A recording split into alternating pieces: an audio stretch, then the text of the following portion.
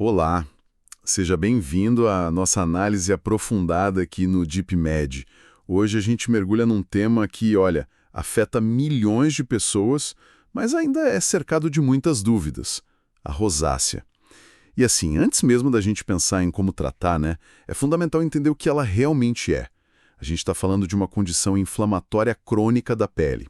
Muita gente confunde com acne, sabia? Nossa, muito! É uma confusão bem clássica. Mas são condições, assim, bem diferentes, tanto nas causas quanto nos mecanismos. E a rosácea afeta uma parte até que grande da população adulta mundial, tipo uns 5%. Exato.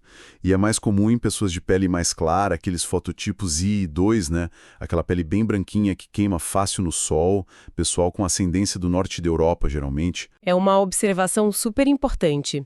E talvez a pergunta central para nossa conversa hoje seja essa: por que a rosácea vai tão além, sabe? Além daquela simples pele vermelha? A gente precisa investigar a fundo os mecanismos complexos por trás disso.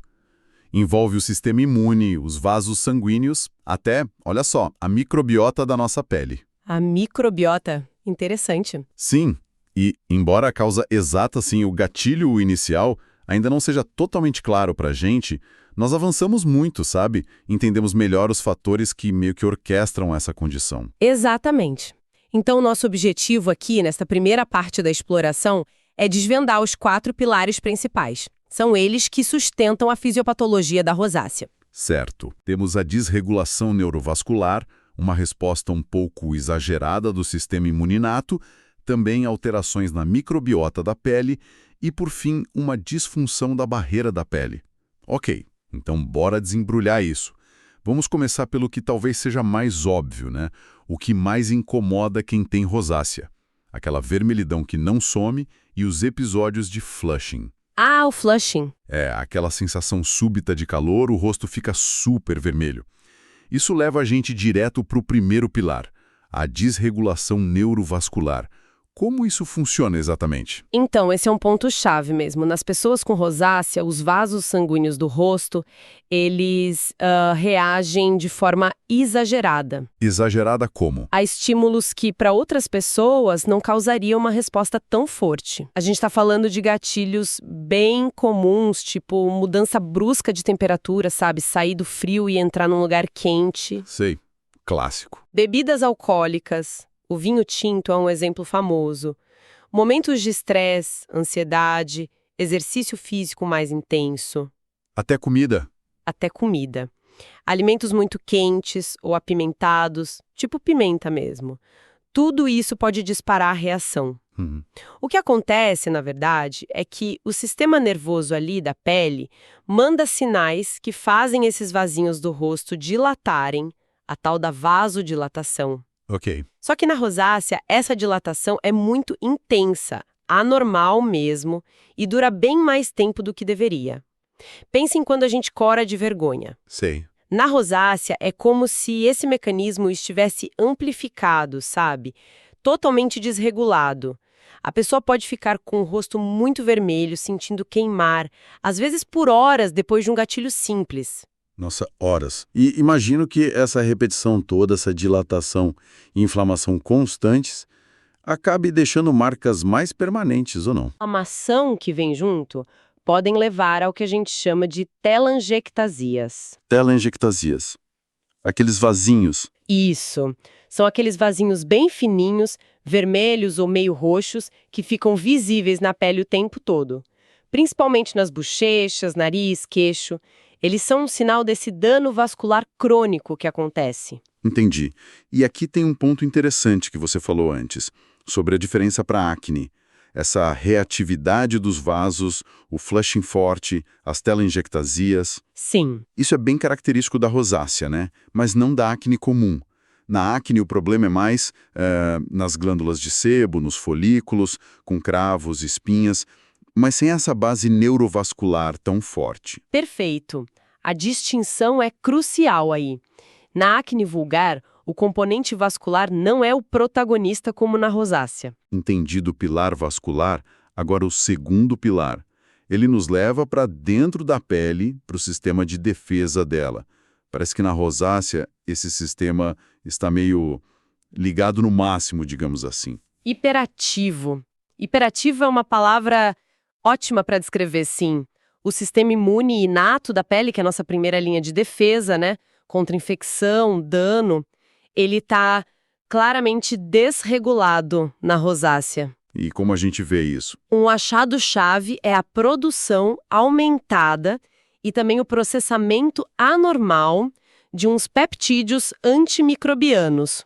Os mais estudados são as catelicidinas. Catelicidinas. Isso. Pensa nelas como se fossem os soldados químicos da pele. Normalmente elas protegem a gente, mas na rosácea elas aparecem em excesso e em formas alteradas que, olha que irônico, O quê? acabam promovendo mais inflamação. E ainda estimulam mais a dilatação dos vasos sanguíneos. Espera aí. Quer dizer que a própria defesa da pele pode se voltar contra ela mesma e piorar o quadro?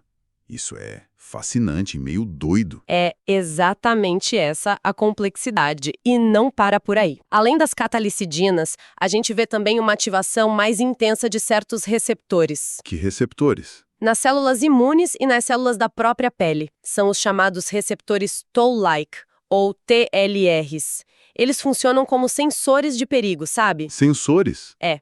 Eles detectam pedaços de micróbios ou sinais de que a célula foi danificada. Na rosácea, parece que esses sensores estão mais sensíveis ou são ativados quando não deveriam. Aí eles disparam uma resposta inflamatória exagerada, desproporcional ao estímulo real. Então a pele reage a tudo como se fosse uma ameaça enorme. Basicamente isso. O resultado final é uma inflamação que persiste e muitas vezes fica fora de controle. É como se a pele estivesse sempre em alerta máximo. Nossa!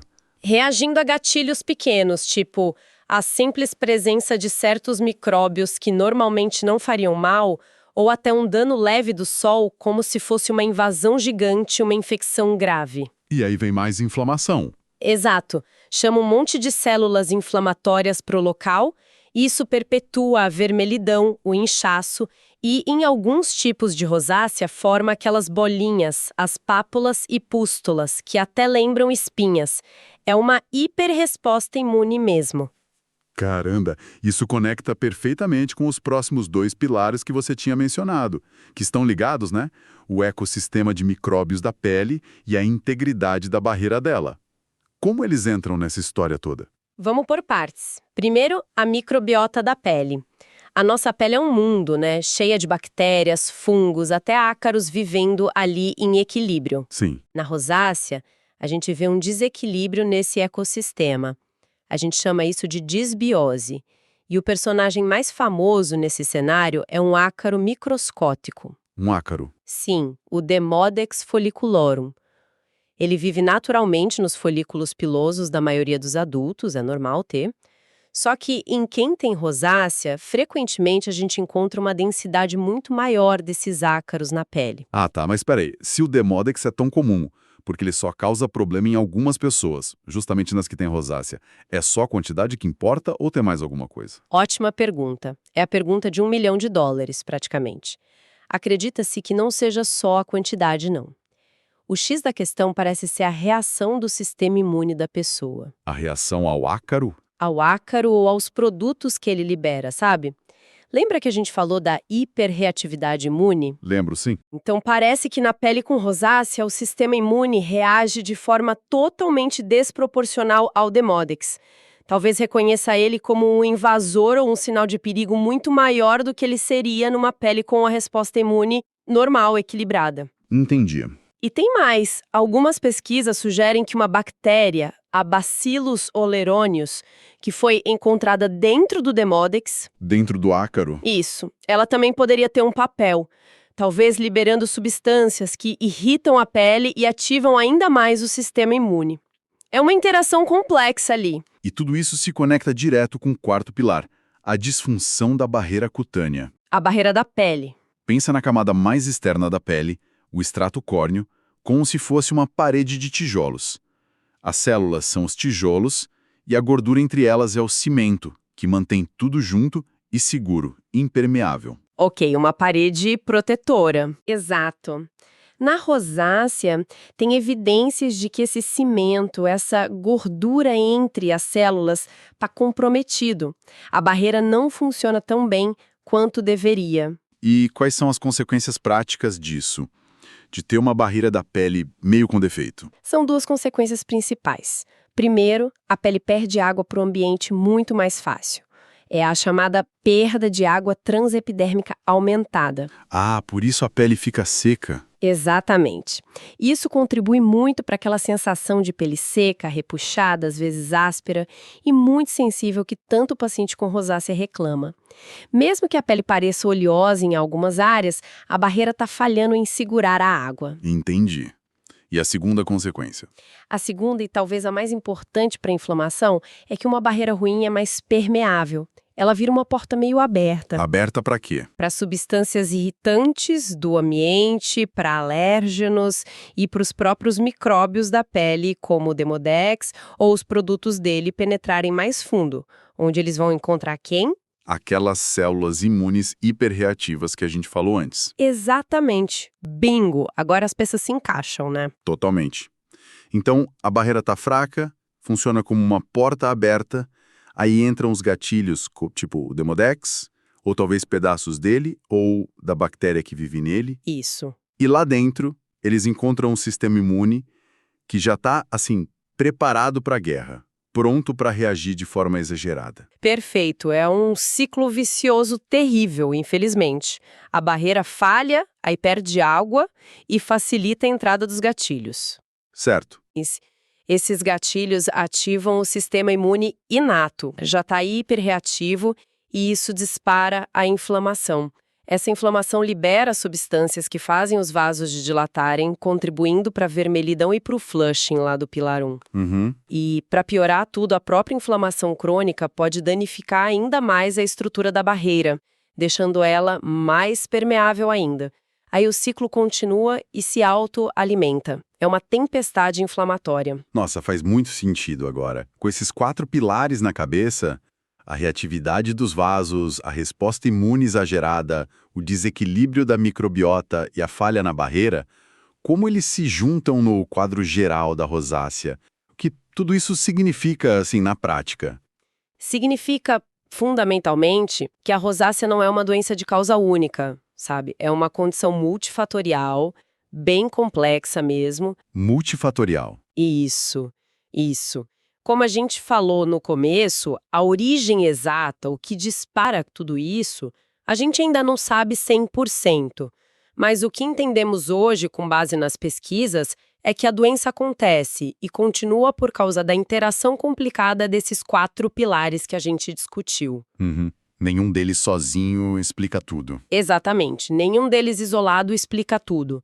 Mas a combinação deles, a forma como um influencia o outro, é que cria esse cenário de inflamação crônica que a gente vê na rosácea. E é super importante lembrar que tem fatores que aumentam a chance de alguém desenvolver esse cenário, né? A genética, por exemplo. Assim, a predisposição genética. Inegável. Ter parente com rosácea aumenta o risco. Dizem que uns 30% dos pacientes têm história na família. 30% é bastante. Proteção natural contra o sol, contra a radiação UV. O sol. Sempre ele, né? Pois é, a exposição solar crônica é um fator de risco muito bem estabelecido. A luz UV não só é gatilho para o flushing e para a inflamação na hora, mas causa danos que se acumulam na pele. Que tipo de dano? Um dano chamado elastose, que afeta as fibras elásticas da pele, aquelas que dão sustentação, sabe? E isso também parece contribuir para a doença se desenvolver. Interessante. E tem uma coisa curiosa na epidemiologia. A rosácea é mais diagnosticada em mulheres, mas nos homens, quando acontece, tende a ser mais grave. Mais grave como? Especialmente o risco de desenvolver rinofima. Aquele nariz que fica grosso, sabe? Com a pele espessada. Isso é mais comum em homens com rosácea. Uau, realmente é muito mais complexo do que parece só olhando a vermelhidão. Então, recapitulando rapidinho, rosácea não é só pele vermelha. De jeito nenhum. É uma doença inflamatória crônica, alimentada por uma teia complexa de interações. Envolve vasos sanguíneos que dilatam demais e não voltam ao normal, um sistema imune da pele super reativo, Um desequilíbrio nos micróbios da pele, com um destaque para o ácaro Demodex aumentado e uma barreira protetora da pele que está falhando. Exatamente essa a ideia. E entender esses mecanismos, esses 4 pilares, é o primeiro passo. Essencial para quem tem a condição e para os profissionais de saúde também. Com certeza. Agora, beleza, a gente entendeu o porquê da rosácea acontecer lá na célula, na molécula. Mas aí vem a próxima pergunta lógica.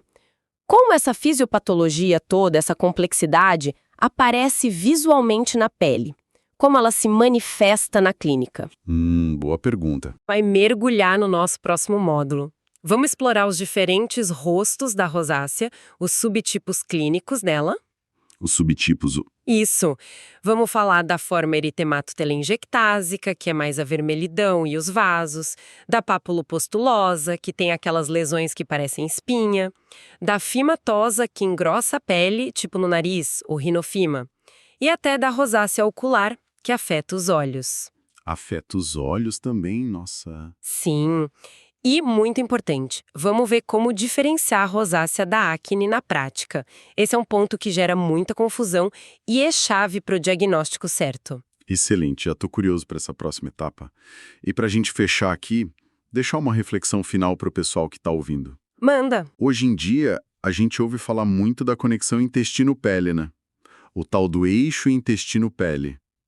Considerando esse pilar da microbiota da pele que a gente discutiu hoje com Demodex e talvez outras bactérias ali na superfície, Sim. fica a pergunta no ar. Será que o nosso microbioma lá de dentro do intestino poderia de alguma forma influenciar ou conversar com essas alterações que a gente vê no microbioma da pele na rosácea? Nossa, que ótima reflexão.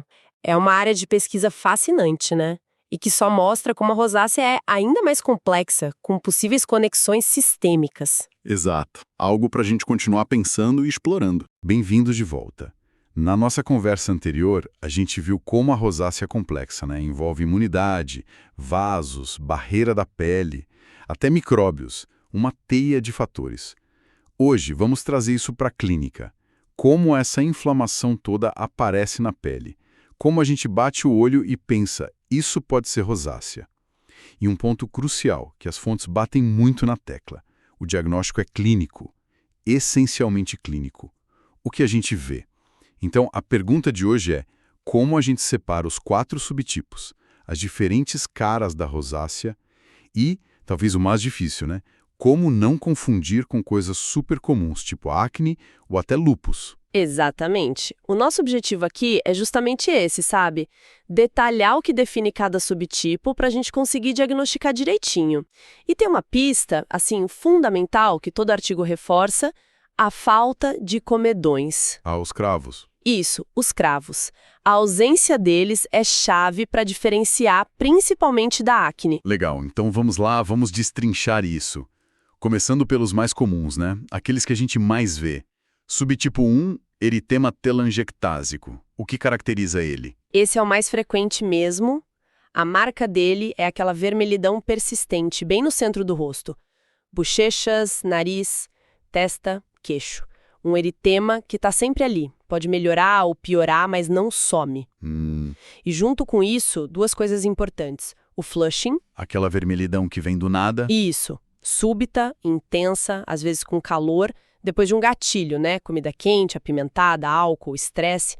E as telangiectasias. Os vasinhos. Os vasinhos visíveis na pele. Essa combinação, vermelhidão fixa, flushing e vasinhos, é a base do subtipo 1. E a sensação? Imagino que não seja só visual, a pele deve ficar sensível, né? As fontes falam muito disso. Nossa, muito! A queixa de ardência, queimação, penicação é super comum. A pele pode ficar seca, repuxando ou até meio oleosa em algumas partes. É um paradoxo. Que estranho. É.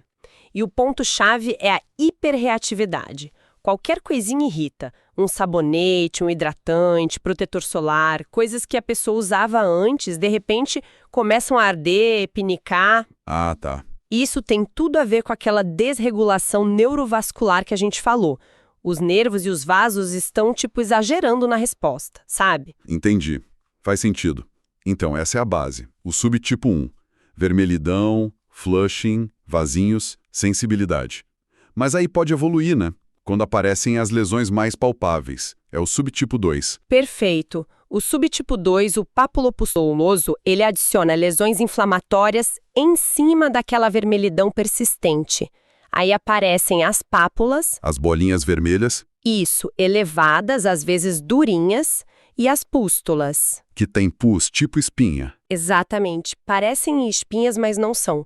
E a distribuição é a mesma: centro do rosto, bochechas, nariz, testa, queixo, geralmente bem simétrico. Ah, e aqui que mora o perigo da confusão com acne, né? Principalmente em adulto. Como o médico diferencia na hora? Aqui está o pulo do gato. É o principal diagnóstico diferencial, sem dúvida.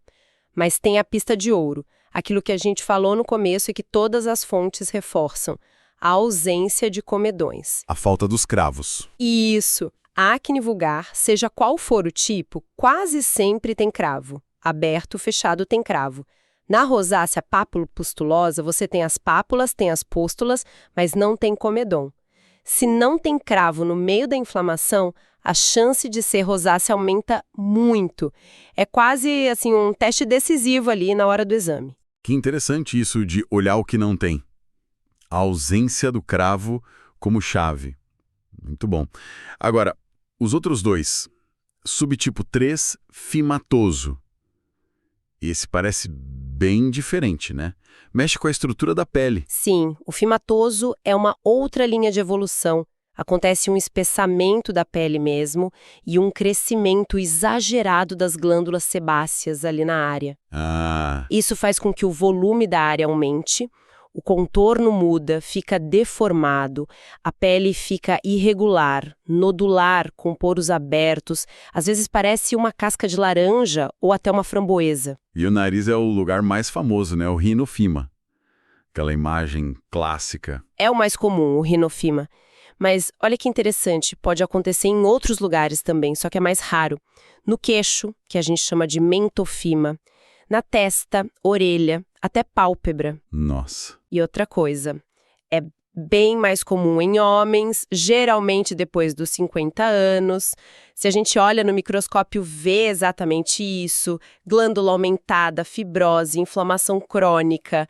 E para tratar isso, quando já está estabelecido, muitas vezes precisa de cirurgia, laser, dermoabrasão, algo para remodelar o tecido. Entendi. É uma alteração mais permanente. E o último, o subtipo 4, ocular. Confesso que fiquei surpreso com essa história da rosácea afetar os olhos. É comum, é surpreendentemente comum.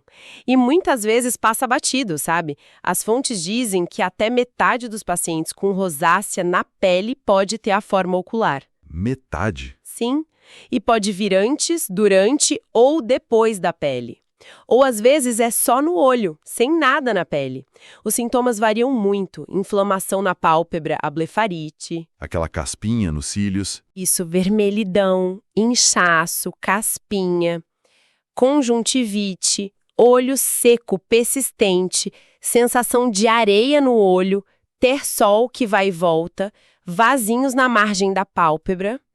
Nossa, com tantos sintomas assim, deve ser fácil confundir com alergia, olho seco de computador. Qual o problema de não sacar que é rosácea ocular? O risco é grande, porque a confusão com alergia, olho seco comum é muito frequente. Por isso a regra é: tem rosácea na pele, tem que perguntar ativamente sobre sintoma no olho. E o contrário também: tem blefarite crônica, olho seco que não melhora, tem que pensar em rosácea. Entendi. A parceria com o oftalmologista é fundamental aqui, porque se não trata direito, pode complicar sério. Inflamação na córnea, aceratite, pode até formar úlcera, afetar a visão mesmo. Então, olho vivo nos olhos. Fica claro que a rosácea tem muitas faces. Recapitulando o diagnóstico, é clínico. Mas na prática, fora a acne sem comedão, quais as outras armadilhas? O que mais pode confundir? Ótima pergunta. Além da acne, o lúpus eritematoso cutâneo entra muito no diferencial. O lúpus também dá vermelhidão no rosto, naquela forma de asa de borboleta, né? E também piora com sol, igual a rosácea. Mas tem como diferenciar, né? Não é só o cravo aqui. Não. Tem pistas clínicas. O lúpus, tipicamente, não piora com álcool, pimenta, calor, como a rosácea faz com o flushing. A vermelhidão do lúpus tende a ser mais infiltrada, mais constante, sem aqueles picos de flushing. Ah, tá. E muitas vezes o lúpus poupa a dobrinha do nariz aqui, o suco nasolabial, que a rosácea pode pegar. E claro, o lúpus pode ter sintomas no corpo todo, né? Dor articular, febre, rim e exames de sangue específicos, os autoanticorpos. Aí a reumatologia ajuda muito. Entendido. E a dermatite seborreica também deixa o rosto vermelho? Sim, outro diferencial clássico. Causa vermelhidão, pega o centro do rosto, mas a marca da seborreica é a escama. Uma escama mais amarelada, oleosa, que a gente chama de graxenta. E ela gosta das áreas de muita glândula. Sulco do nariz, sobrancelha, entre as sobrancelhas, couro cabeludo, às vezes tórax. A rosácea geralmente não tem essa escama oleosa, tão típica. A pele da rosácea é mais sensível, arde, fica vermelha, tem flushing, mas sem essa escama característica. As fontes citam também a dermatite perioral, né? Aquelas bolinhas em volta da boca, às vezes por corticoide, e dermatite de contato. Perfeito. Tudo isso tem que estar na cabeça. Por isso, o diagnóstico é um trabalho de detetive mesmo.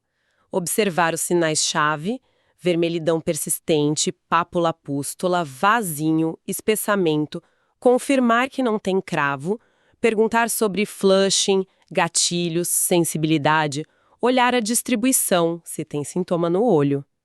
É um checklist completo. Exato. Às vezes a dermatoscopia ajuda a ver os vasos, biópsia só se o caso for muito esquisito para ter certeza ou excluir outra coisa. Uau, realmente.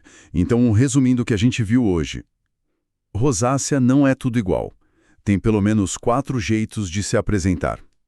A da vermelhidão e vasos, eritematotelangiectásica, a inflamatória com espinhas sem cravos, pápulo-pustulosa, a que engrossa a pele, principalmente no nariz, fimatosa, e a que pega os olhos, ocular. Ótima síntese.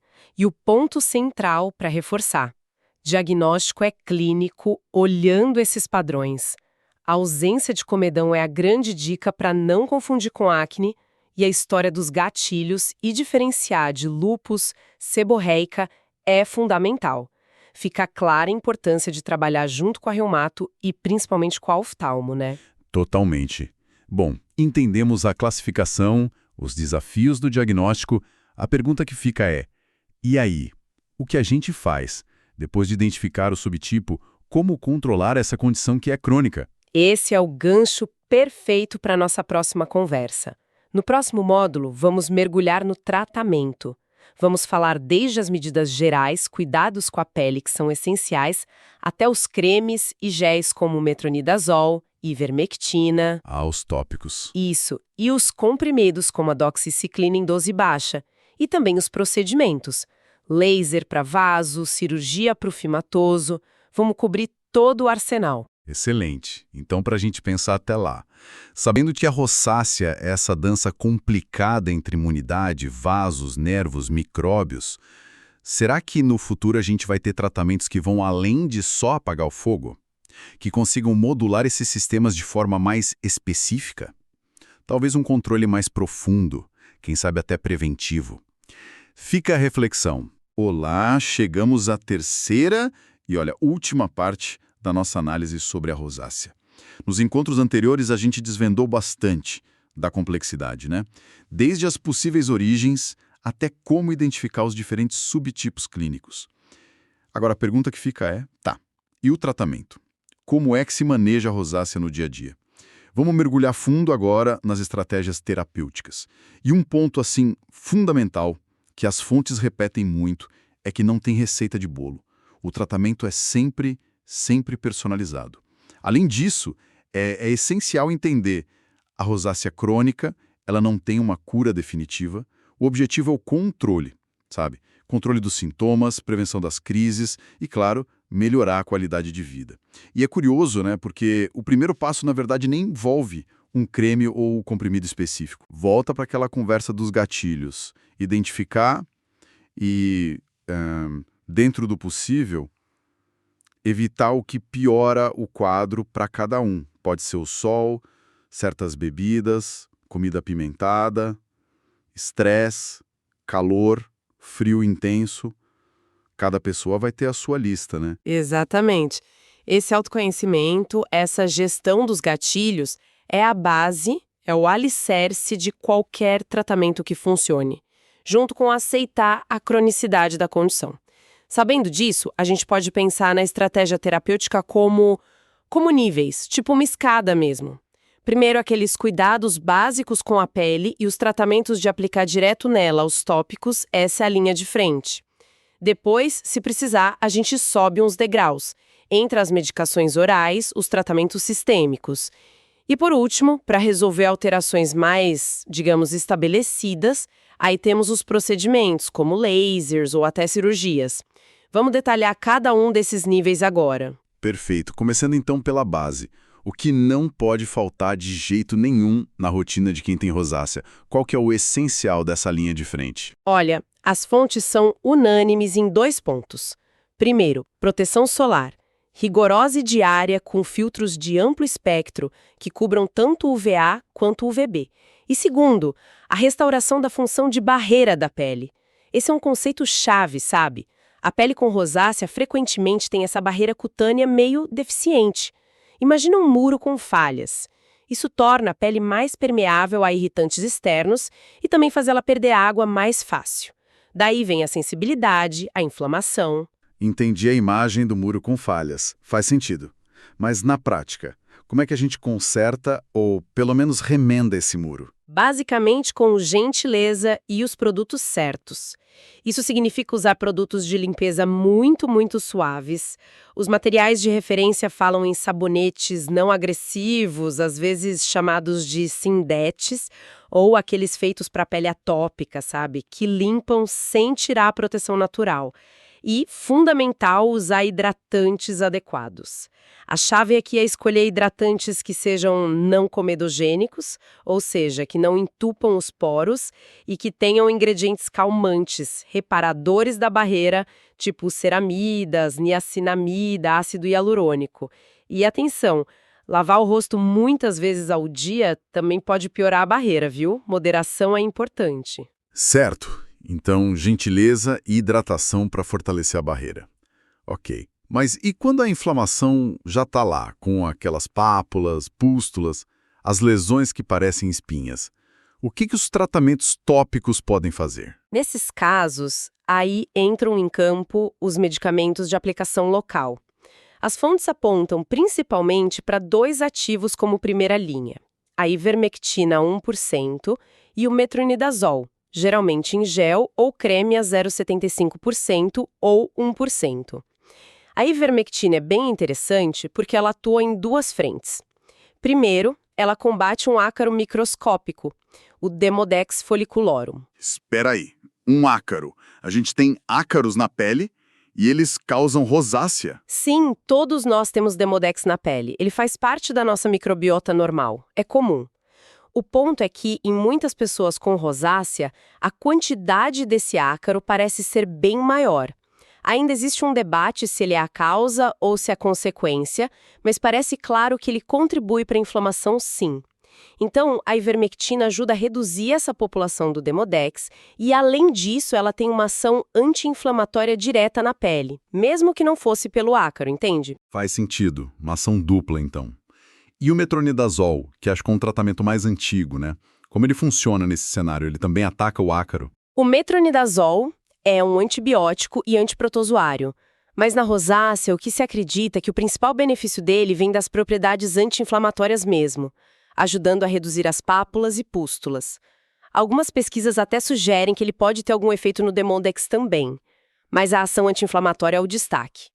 Outra opção tópica eficaz, bastante citada, é o ácido azelaico, geralmente a 15% ou 20%. Ele também é anti-inflamatório e ajuda a normalizar a queratinização, que é aquele processo de renovação das células da pele. O crucial com qualquer um desses tópicos é a formulação. Tem que ser algo que a pele sensível tolere bem para minimizar ardência ou irritação, né? E esses produtos são para usar só na crise ou é um tratamento mais de longo prazo? São considerados tratamentos de manutenção. A ideia é usar continuamente, geralmente uma vez por dia, muitas vezes à noite, para manter a inflamação sob controle e prevenir novas crises. Aderir ao tratamento tópico diário é chave para o sucesso a longo prazo. Em alguns casos, claro, com orientação médica, pode até rolar umas combinações, tipo ivermectina e metronidazol manipulados juntos. Um ponto importante que as fontes destacam é a segurança. Por ser uso tópico, a quantidade de remédio que chega no sangue é mínima, então o risco de efeito colateral sistêmico é baixo. Entendido. Base fortalecida, tópicos em ação. Mas e se isso não for o bastante? Para quem tem uma rosácea mais intensa, o que simplesmente não melhora só com os cremes, qual o próximo passo? Quando que se pensa em medicação oral? Bom, o tratamento sistêmico, ou seja, os comprimidos, ele entra em jogo nos casos moderados a graves ou naqueles que não responderam bem aos tópicos. A classe de medicamentos mais usada, segundo as fontes, são os antibióticos. Mas aqui tem um detalhe muito interessante, quase um plot twist farmacológico. Um plot twist. Opa, gosto disso. Conta mais. A doxiciclina, que é um antibiótico da classe das tetraciclinas, é frequentemente a primeira escolha. Agora, o ponto que talvez surpreenda muita gente. Muitas vezes, ela é prescrita em doses baixas, tipo 40 mg por dia. Essa dose é considerada subantimicrobiana. Subantimicrobiana? O que isso significa na prática? Não mata a bactéria, exatamente. Significa que, nessa dose, o efeito principal que a gente busca não é o de matar bactérias. A dose é tão baixa que quase não tem essa ação antibiótica relevante.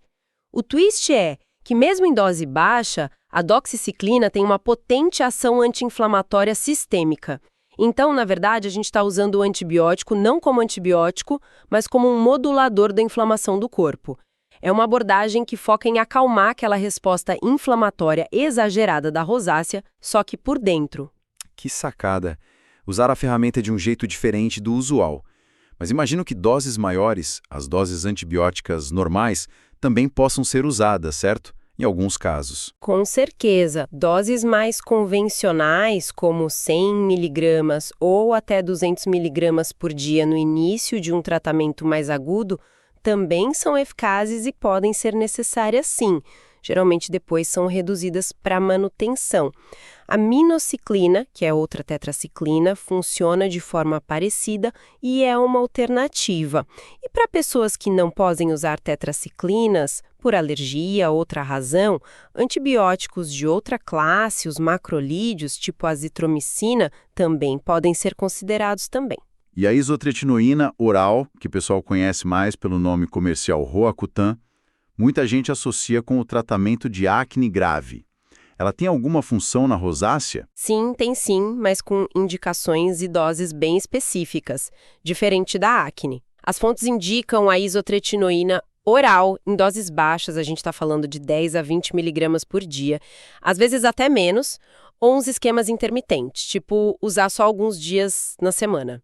Isso para casos de rosácea que não respondem a outros tratamentos, os chamados refratários, ou naquela rosácea fimatosa inicial, sabe?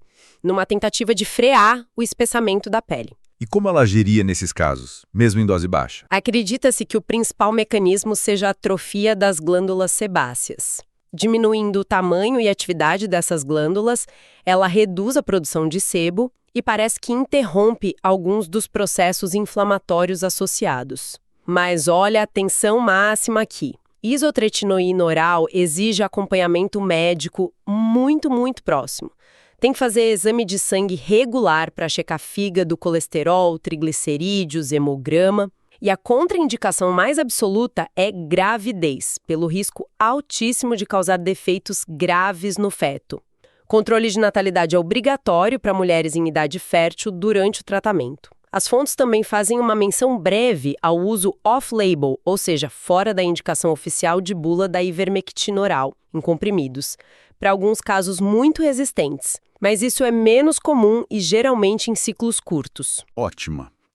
Então temos um arsenal para inflamação, tanto tópico quanto oral. Mas a rosácea pode deixar umas marcas mais permanentes, né? Eu penso naqueles vasinhos finos, vermelhos, que ficam visíveis o tempo todo. A tal da telangiectasia. E nos casos mais avançados, aquele aumento do volume da pele, principalmente no nariz, o rinofima. Os remédios resolvem isso? Ótima pergunta. E a resposta, na maioria das vezes, é não. As medicações controlam a inflamação ativa, as pápulas, as pústulas, podem até diminuir um pouco a vermelhidão geral, mas elas não conseguem fazer um vaso que já está dilatado permanentemente sumir, nem reverter um tecido que já cresceu e engrossou. Para essas alterações mais estruturais, a gente precisa de outras ferramentas. Os procedimentos físicos. Faz todo sentido. E para esses vasos e a vermelhidão que não some, quais são as opções de procedimento? As tecnologias que usam luz são as estrelas aqui. As fontes destacam principalmente duas: o laser vascular, o ND-IAG, é um tipo bem citado, e a luz intensa pulsada, ou IPL. Aqui entra a física médica aplicada à pele. Olha que interessante. Esses equipamentos disparam feixes de luz com comprimentos de onda específicos. E essa luz é absorvida preferencialmente pela hemoglobina, que é o pigmento vermelho dentro dos vasos sanguíneos. Ah, é tipo um alvo teleguiado para o vermelho do sangue dentro do vaso. Exatamente. A luz absorvida vira calor lá dentro do vaso. Esse calor controlado causa um dano térmico preciso na parede do vaso, fazendo com que ele se feche, ele colaba e depois é reabsorvido pelo próprio corpo. É o princípio da fototermólise seletiva. Destruir o alvo, que é o vaso, sem danificar muito a pele ao redor. Nossa, impressionante. E resolve em uma sessão só? Ou precisa de mais? Normalmente não. Geralmente são necessárias algumas sessões, com intervalos de algumas semanas entre elas, para conseguir um clareamento bom dos vasos e da vermelhidão. Outra abordagem interessante que as fontes mencionam, e talvez inesperada para alguns, é o uso da toxina botulínica. Sim, o Botox. Mas não do jeito que se usa para rugas. Aplicada em microdoses, bem diluída, em múltiplos pontinhos na derme, que é a camada mais profunda da pele, não no músculo, ela parece ajudar a controlar aqueles episódios súbitos intensos de vermelhidão e calor, o flushing. Botox para flushing, essa é nova para mim. Bem interessante. E o rinofima? Aquele nariz que aumenta de volume e fica com a pele espessa e irregular. O que se faz nesses casos? O rinofima é a manifestação mais característica do subtipo fimatoso da rosácea. Quando ele já está estabelecido com esse crescimento excessivo de tecido, a gente chama de tecido hiperplásico, o tratamento para remodelar o nariz e devolver um contorno mais normal é essencialmente cirúrgico ou ablativo. O objetivo é remover o excesso de pele e glândulas. E como se remove esse excesso? Quais são as técnicas que existem? As fontes descrevem várias opções. Pode ser feita a eletrocirurgia, usando um bisturi elétrico que corta e cauteriza ao mesmo tempo, permitindo raspar o tecido que está sobrando. Outra opção é a dermobrasão, que é tipo um lixamento controlado da pele com o aparelho que gira em alta velocidade. Temos também os lasers ablativos, como o laser de CO2, que vaporiza o tecido camada por camada com muita precisão. E, por fim, peelings químicos profundos com TCA, que é o ácido tricloroacético, também podem ser usados para remover camadas espessadas da pele. A escolha da técnica vai depender muito da extensão do problema e da experiência do profissional, claro. Imagino que essa cirurgia de rinofima seja um procedimento delicado, né? Como funciona na prática? Sim, exige bastante habilidade. Geralmente é feita com anestesia local. O cirurgião vai removendo o tecido espessado, camada por camada, seja esculpindo com bisturi elétrico ou vaporizando com um laser, até chegar a um contorno nasal mais próximo do original. Tem que ter cuidado para não aprofundar demais e preservar as estruturas normais, né? Depois da remoção, a área fica como se fosse uma ferida superficial que vai cicatrizar, forma uma crosta que cai em algumas semanas e aí revela a pele nova por baixo. Apesar do processo de recuperação, os resultados estéticos costumam ser muito, muito gratificantes, com impacto enorme na aparência e na autoestima da pessoa. Uau!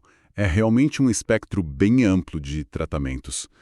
Se a gente fosse destilar a mensagem central das fontes sobre como abordar a rosácea, qual seria? Olha, duas palavras-chave saltam aos olhos: escalonado e individualizado.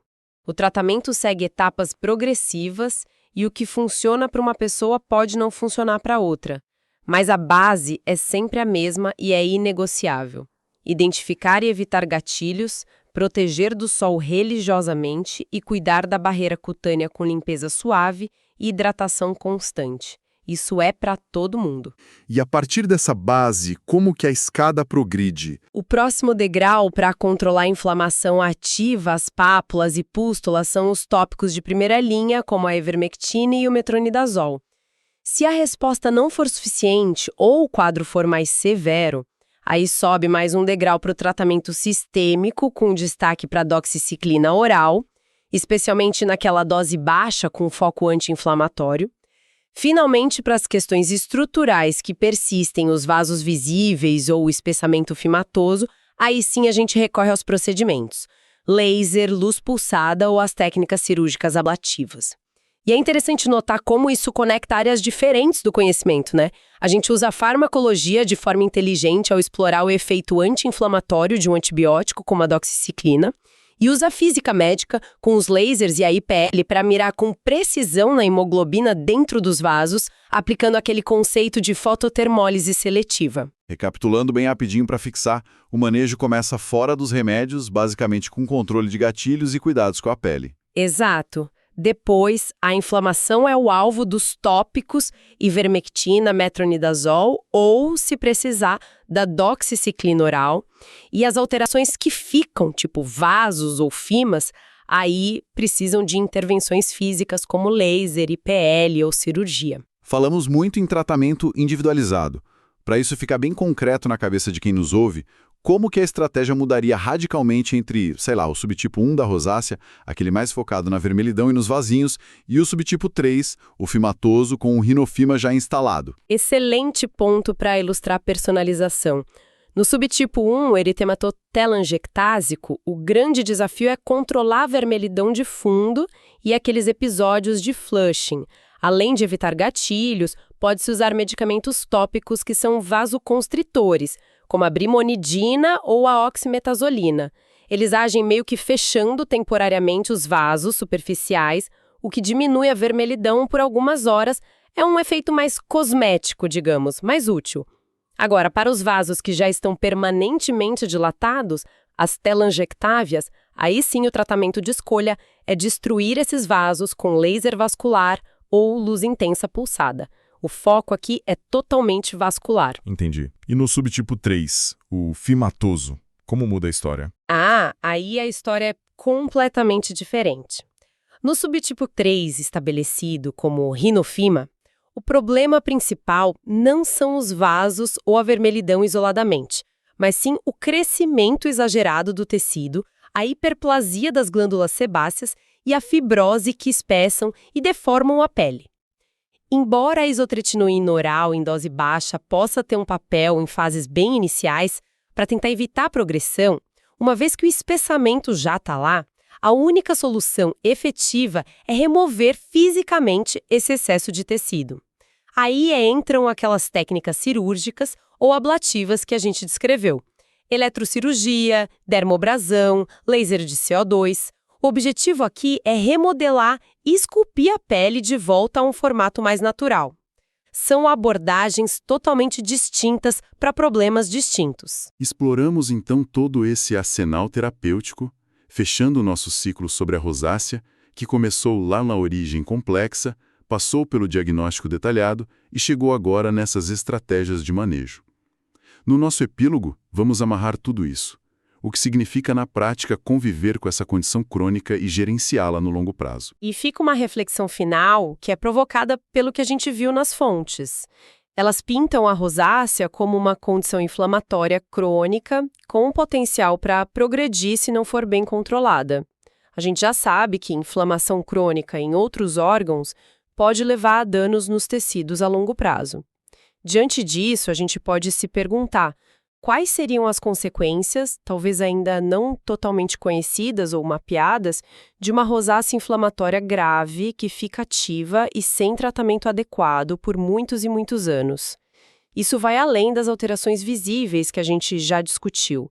É algo para se pensar e que certamente reforça a importância de levar o tratamento a sério e manter o acompanhamento médico regular, não só pela aparência, mas pela saúde da pele a longo prazo. Bom, chegamos ao fim da nossa jornada pela rosácea.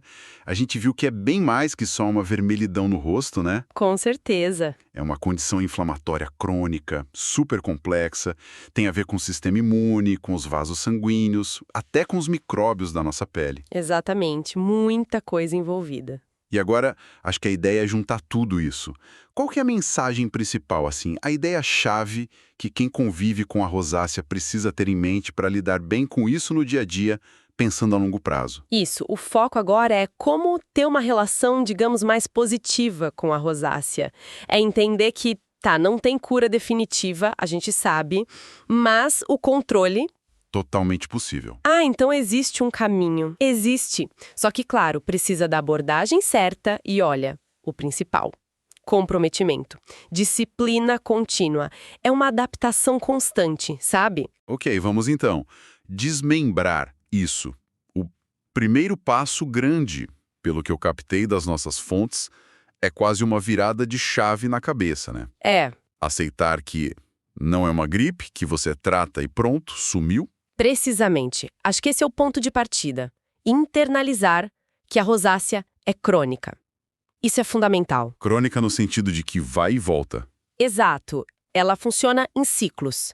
Vão ter fases ótimas, de melhora, que a gente chama de remissão, e vão ter fases de piora, as crises, as exacerbações. E entender essa dinâmica ajuda a lidar com a frustração, né? Porque ela pode vir se a pessoa não está preparada para essa flutuação. Faz sentido. E aí o objetivo do tratamento muda. Não é buscar a erradicação, a cura total. É controlar os sintomas. A vermelhidão, as bolinhas. Isso, o desconforto. É manter a pele com o mínimo de inflamação possível. A meta é esticar ao máximo esses períodos de calmaria, sabe? E fazer as crises serem mais leves, menos frequentes. E aí entra algo que você mencionou e as fontes batem muito na tecla. Adesão. Sim. Parece até estranho, mas manter os cuidados, o tratamento, mesmo quando a pele está, perfeita. É isso que previne a próxima crise. É tipo reforçar a defesa na paz. Correto. É talvez um dos maiores desafios, não só na rosácea, mas em qualquer doença crônica. Imagino. Essa disciplina, essa constância, mesmo nos dias bons, é o que quebra o ciclo de melhora e recaída. É o que garante qualidade de vida. Porque se relaxar... Exato. Se abandonar tudo assim que melhora, é quase um convite para a próxima crise. E muitas vezes ela volta até mais forte. Entendi. Isso me leva para um outro ponto que eu achei bem interessante nas fontes. É a ideia de que, muitas vezes, o controle está mais na mão da própria pessoa, nas ações do dia a dia, do que só nos remédios. Sem dúvida. Quase como se a pessoa virasse a gestora da própria pele. É uma ótima forma de colocar. O cuidado diário é a base, o alicerce mesmo. E nesse ponto, o número 1, inegociável, que todas as fontes destacam é... Deixa eu adivinhar, protetor solar? Na mosca. Proteção solar. E não é só usar na praia, não. É todo dia. Todo santo dia. Faça chuva ou faça sol, dentro ou fora de casa, porque até a luz visível, a luz azul das telas, pode impactar. Puxa vida. E tem que ser de amplo espectro, proteger contra UVB, que queima, e UVA. O UVA é aquele mais traiçoeiro. Isso, ele penetra mais fundo na pele. E além de piorar a inflamação da rosácea, ele danifica o colágeno. Uma fonte até mencionou um processo chamado glicação. Glicação. É, como se ele ajudasse a caramelizar as fibras de colágeno, sabe? Deixa a pele menos elástica, mais propensa à inflamação a longo prazo. Então, proteger do UVA é vital. Não só para vermelhidão, mas para a estrutura da pele mesmo. E na prática, qual protetor escolher? FPS alto? Sim, FPS alto, geralmente 50 para cima. E, muito importante, que seja feito para pele sensível. Sem perfume, sem álcool? Exato. sem irritantes comuns. Muitas vezes os protetores físicos, aqueles minerais com óxidos de zinco, dióxido de titânio, são mais bem tolerados. Tá claro.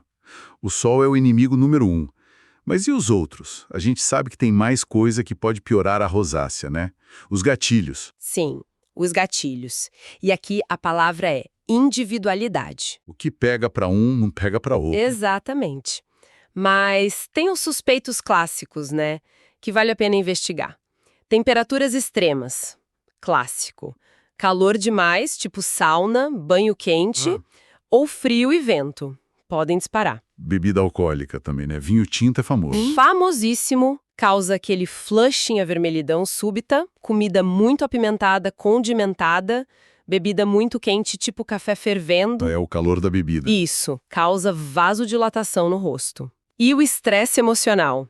Esse é poderoso. A conexão nervosa com os vasos da pele. Perfeito. Nervosismo, ansiedade, podem fazer o rosto ficar vermelho na hora, exercício físico muito intenso também e até alguns remédios. Caramba, é bastante coisa para ficar atento. É, sim.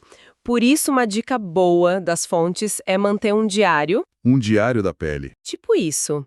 Anotar o que comeu, bebeu, como estava o clima, o estresse e como a pele reagiu.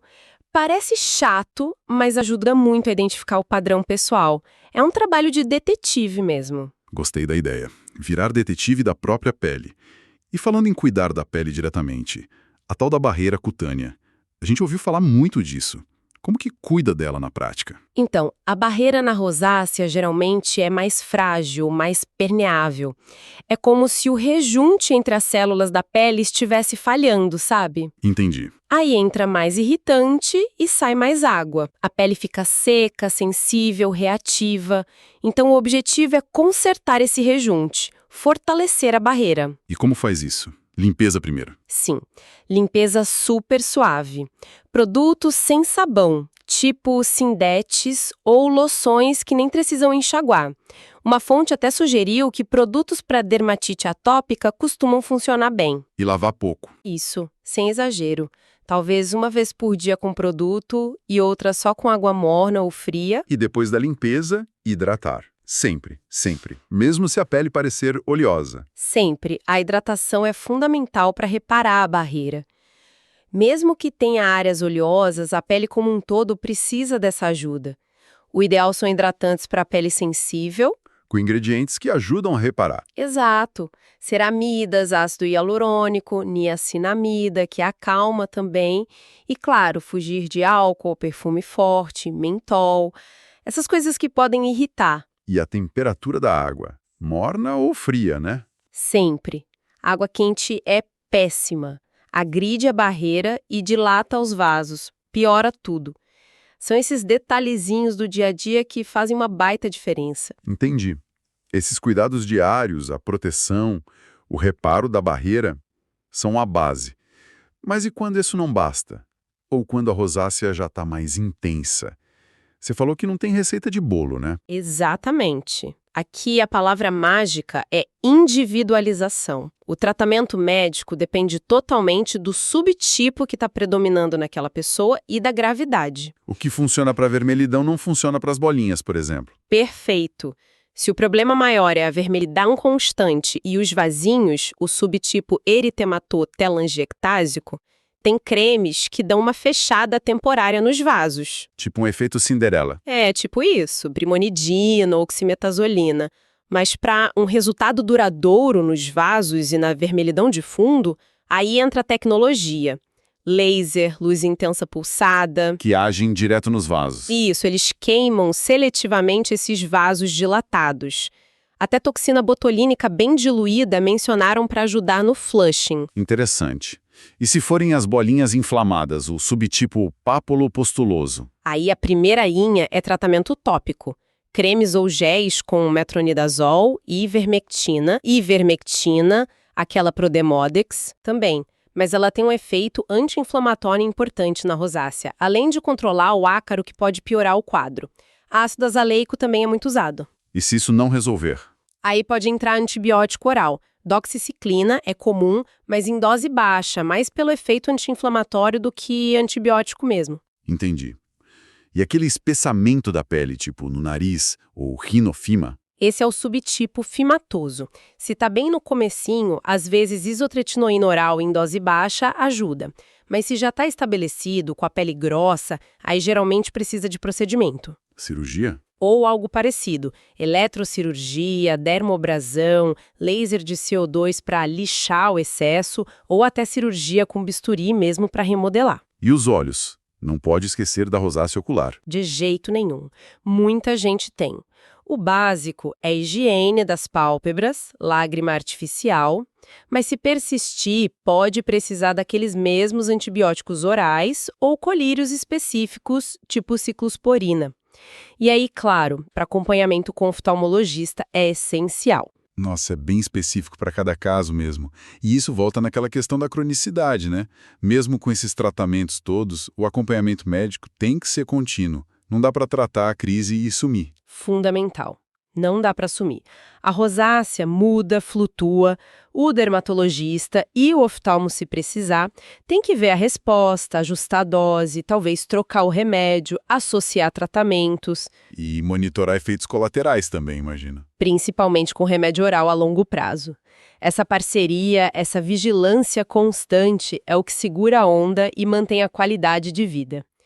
E tem mais um ponto importante nisso tudo, que meio que conecta tudo. O manejo da rosácea não é só creme e comprimido. Tem o lado emocional, né?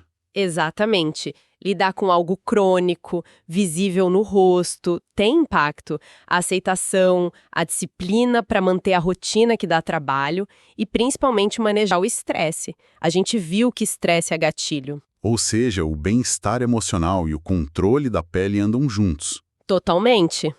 Às vezes buscar um apoio psicológico pode ajudar muito nessa jornada. Então, tentando amarrar tudo que a gente conversou, desde a biologia lá no começo até essas estratégias agora, a grande mensagem é: rosácea é crônica, inflamatória, complexa. Sim. E o manejo exige uma abordagem com várias frentes e, principalmente, um papel muito ativo de quem tem a condição. Perfeito. Se a gente fosse resumir os pilares para o sucesso a longo prazo com base nas fontes, seriam 3. Manda ver. Primeiro, proteção ativa e prevenção diária, que é o quê? Proteção solar rigorosa, sempre. Investigar e evitar os gatilhos pessoais. E cuidar da barreira da pele. Limpeza suave, hidratação certa. É a defesa. Ok, pilar 1. Segundo, tratamento médico personalizado. Usar o que funciona para o seu tipo e intensidade de rosácea. Tópico, oral, laser, o que for. Mas sempre com orientação médica, nada de receita única. Certo. Pilar 2. E terceiro, adesão consciente e perspectiva crônica. Esse talvez seja o mais difícil, mas é decisivo. É entender que a rosácea está ali, com altos e baixos, e manter a disciplina com os cuidados e tratamentos mesmo quando está tudo bem, para minimizar as crises. É um compromisso. Entendi. Proteção e prevenção, tratamento individualizado e adesão constante. Isso. São esses 3 pilares juntos. E ficou muito claro nas fontes que o sucesso não está em um só, mas na combinação deles. E depende muito da pessoa comprar a ideia, participar ativamente, né? É uma parceria mesmo. Totalmente. É um trabalho em equipe. Paciente e médico. Fica então uma reflexão final pra gente. Vendo essa dança toda na rosácea pele, imunidade, vasos, micróbios, até as emoções e o estresse, será que o manejo cuidadoso dessa condição não ensina algo maior? Como assim? Sobre a importância de olhar para a nossa saúde de um jeito mais integrado. Reconhecer como tudo está conectado no nosso corpo e como o nosso estilo de vida impacta tudo isso, o nosso bem-estar geral. Puxa, bela reflexão. Com certeza. A rosácea é um exemplo muito claro dessa conexão corpo-mente e da influência do ambiente e dos hábitos. Olhar para ela ensina a olhar para a gente como um todo. Essa foi a nossa análise de hoje.